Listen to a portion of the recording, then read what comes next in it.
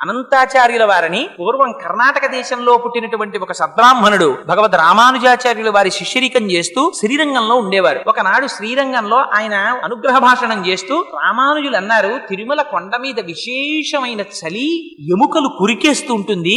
శ్రీనివాసుడు అలంకార ప్రియుడు, ఆయనకి నిత్య పుష్ప కైంకర్యం జరగాలి, తులసి కైంకర్యం జరగాలి. కానీ 7 కొండల మీద ఉండేటటువంటి దోమల, ఈగల, పురుగుల, విషక్రిముల భయానికి, చలి భయానికి ఎవ్వరూ వెళ్లి కొండ మీద ఉండి చెరువు తవ్వి మొక్కలు పెంచి పువ్వులు తీసుకొచ్చి స్వామి కైంకర్యం చెయ్యడం లేదు. మీలో ఎవరైనా వెళ్లి ఇందా పని చేస్తారా అని అడిగారు. ఎవ్వరూ లేవలేదు. అక్కడ చలిగాలికి భయపడి ఒక్క అనంతాచార్యుల వారు మాత్రం పైకి లేచారు. నేను వెడతానన్నారు. అంటే వెంటనే రామానుజాచార్యులు వారు అన్నారు, ఆన్ అన్నారు. అంటే ఓరి మగాడా అన్నారు. అంటే అక్కడ భగవంతుని యొక్క కైంకర్యం చెయ్యడానికి తనంత తాను ముందుకొచ్చి పురుషుణ్ణి అనిపించుకున్నారు.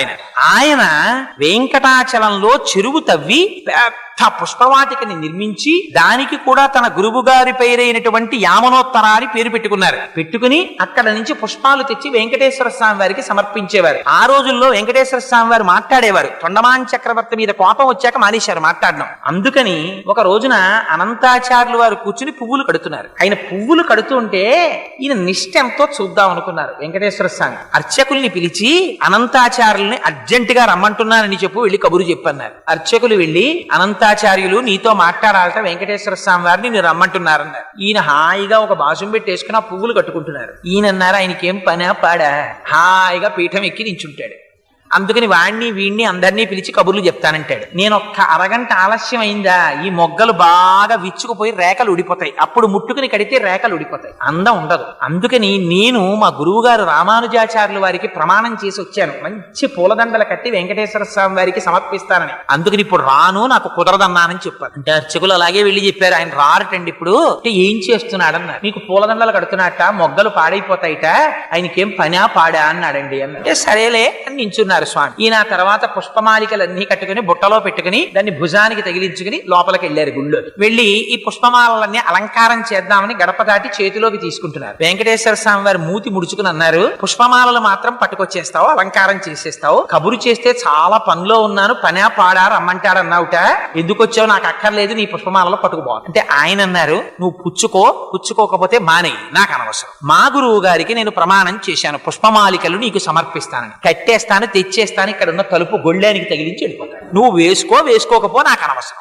నా మాట నేను చేసుకుంటానన్నారు. అంటే వెంకటేశ్వర స్వామి వారు అన్నారు, నిన్ను ఈ కొండ మించి బయటికి తోయించేస్తానన్నారు. అంటే ఈయన అన్నారు, నువ్వెవరివి తోయించేయడానికి, నాకన్నా ముందు నువ్వు వచ్చావు అంతే. ఇక్కడ నువ్వు 100 గజాల స్థలం వరాహస్వామి దగ్గర పుచ్చుకున్నావు, నేను మా గురువు గారి మాట ప్రకారం నేను చెరువు తవ్వి నువ్వు పూలు కట్టడానికి వచ్చాను.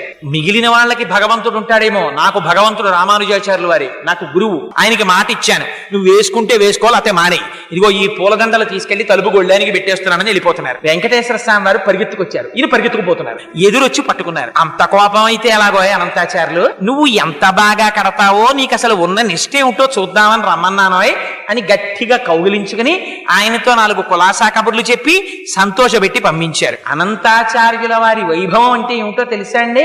ఆయనకోసారి జ్వరం వచ్చింది, గుళ్ళోకి వెళ్ళడం మానేశారు. మానేసి శిష్యులకి ఇచ్చి పూలదండలు పంపిస్తుండేవారు. పంపిస్తుంటే ఆయన మంచం మీద పడుకుని ఉంటే వెంకటేశ్వర స్వామి వారు అర్చకుల్ని పిలిచి, రావట్లేదే అనంతాచార్యులు 3 రోజుల నుంచి అని అడిగారు. ఆయనకి తెలియదా?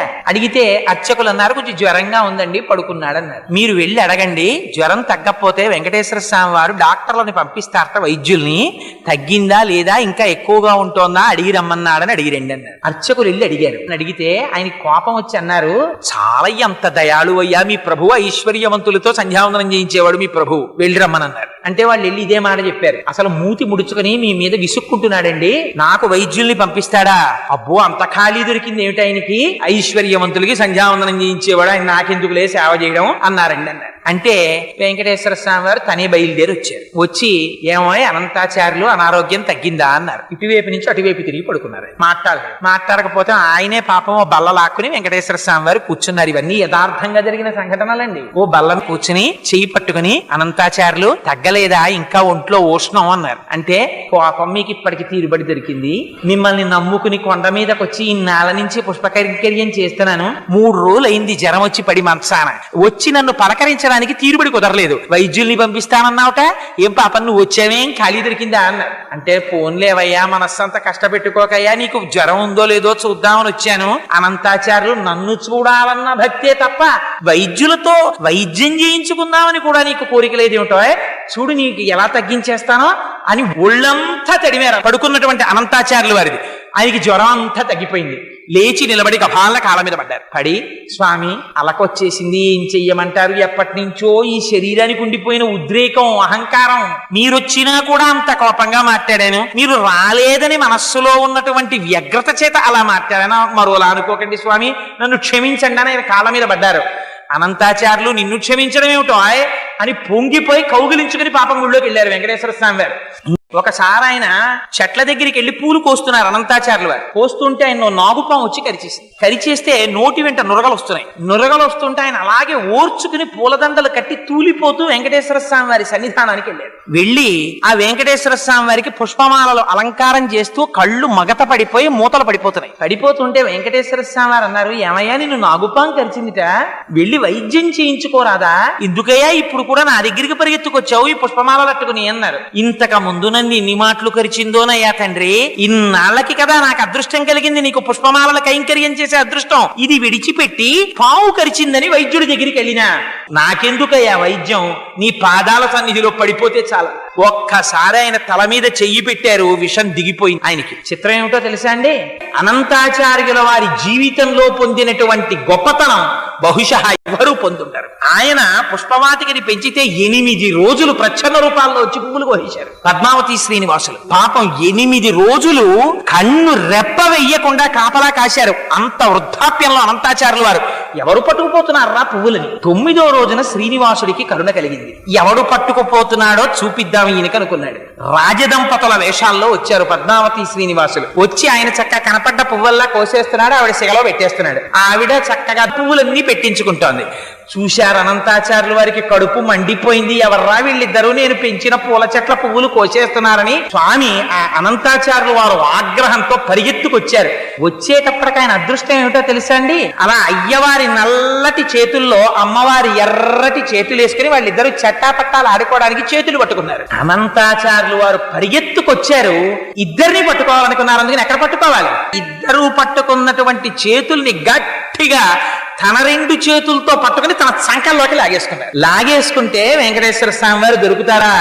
అందుకని వెంకటేశ్వర స్వామి వారి చేతులు లాగేసుకుని పారిపోయారు. నిజంగా పారిపోయినప్పుడు అందం చూడాలండి, వర్ణిస్తారు మహానుభావుడిది.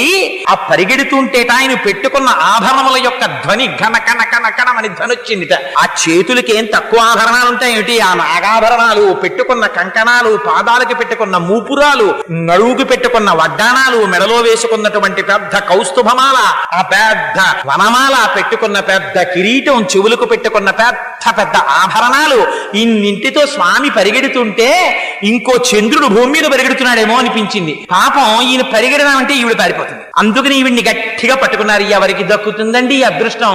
అటువంటి అమ్మని గట్టిగా పట్టుకుని అనంతాచార్యుల వారు అన్నారు, ఏమీ పిల్ల, ఎవరే వాడు? నీ మొగుడే కదా, ఎక్కడికి పారిపోయాడు అన్నారు. అమ్మంది, అయ్యో తండ్రి, నువ్వు నాకు తండ్రి లాంటి వాడివి, నన్ను గద్దిస్తావెందుకయ్యా? పువ్వుల తోటలో విహరిద్దామని తీసుకొచ్చాడు, వచ్చాను.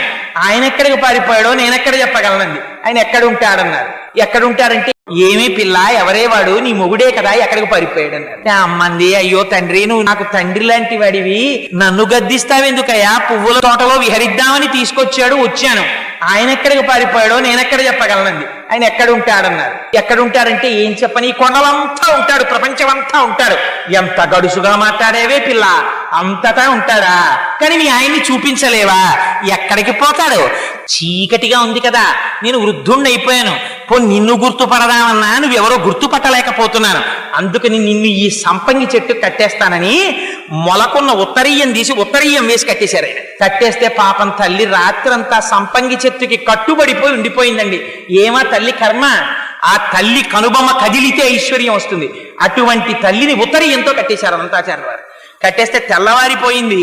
గుడి తలుపులు తెరిచారు. తెరిచి లోపలికి వెళ్లేసరికి స్వర్ణ లక్ష్మి కనపడలేదు. కనపడకపోతే అర్చకులు తెల్లబోయారు. వెంకటేశ్వర స్వామి వారు చెప్పారు. పాపం అర్చకుల్ని నిర్బంధించి కొట్టబోయారు. కొట్టబోతే అప్పుడు ఆలయ అధికారులకి చెప్పారు. అర్చకుల తప్పు లేదు, అనంతాచార్యులు కట్టేశాడు, వెళ్ళి అమ్మవారిని తీసుకురండి అన్నాడు. అంటే ఎలా తీసుకురావాలి? కన్యాదానం చేయడానికి పిల్లని తీసుకొచ్చినట్టు తీసుకురావాలి, అనంతాచార్యులు అలా తీసుకురామనండి అన్నారు. అందుకని 8 ఏళ్ల పిల్లగా మారిపోయింది. సంకనెత్తుకుని వచ్చారు అనంతాచార్యులు వారు. ఎత్తుకొచ్చి తీసుకొచ్చి అక్కడ కూర్చోబెట్టి, అయ్యా తెలియక తప్పు చేశాను అయ్యా వెంకటాచలపతి, ఇదిగో తీసుకొచ్చేసాను అమ్మవారిని తీసుకోమన్నారు. అంటే ఆయన అన్నారు, నువ్వు అలా తీసుకొచ్చి ఇచ్చేస్తే కుదురుతుందా? నువ్వు మళ్ళీ నాకు పిల్లని తెచ్చి ఇచ్చిన వాడివి, నువ్వు మామగారివి నాకు అని మామగారు అని పిలిచి తను కట్టుకున్నటువంటి పంచె విప్పి అనంతాచార్యుల వారికి మెడలో వేశారు. తను పెట్టుకున్న కర్ణాభరణములను తీసి అనంతాచార్యుల వారి చెవులకు తొడిగారు. తన మెడలో వేసుకున్నటువంటి హారములు తీసి అనంతాచార్యుల వారి మెడలో వేశారు. అదిగో ఆ అనంతాచార్యుల వారంటే అంత పరమపావనమై ఆయనతో సాంగత్యమును అనుభవించిన వారు.